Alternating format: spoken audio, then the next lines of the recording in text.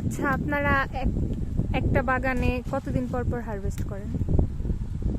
মূলত একটি বাগানে আপনি চাইলে 15 দিন পর হারভেস্ট করতে পারেন, আবার চাইলে 1 মাস পর হারভেস্ট করতে পারেন, আবার চাইলে 40 দিন পর পর হারভেস্ট করতে পারেন। সবচেয়ে সেটা ভালো আপনার কোনটা? সম্পূর্ণ নির্ভর করবে হতেছে আপনি কেমন করে হারভেস্ট করতেছেন, মানে বিগত হারভেস্ট আপনি কেমন করেছেন। যদি কিনা বড় বড় কিছু ছিঁড়ে দেন, হারভেস্ট করে দেন, তাহলে দেখবেন কি আবার 15 দিন অন্তর অন্তর আপনি পেঁপে ছিঁড়তে পারবেন। আর যদি আমার মতো আমি যেরকম 1 মাস পর পর হারভেস্ট করি, ঠিক আছে, তো আমি এই নিচে এই পেঁপেগুলো ক্লিয়ার করে দেবো, বড় পেঁপেগুলো ছিঁড়ে দেবো, ঠিক আছে, আর ছোট পেঁপেগুলো রেখে দেবো, যেন আমার 1 মাস পরে পরে মোটামুটি হারভেস্ট করা যায়। যেমন এই যে 2টা পেঁপে পাকানোর জন্য রেখে দিয়েছি।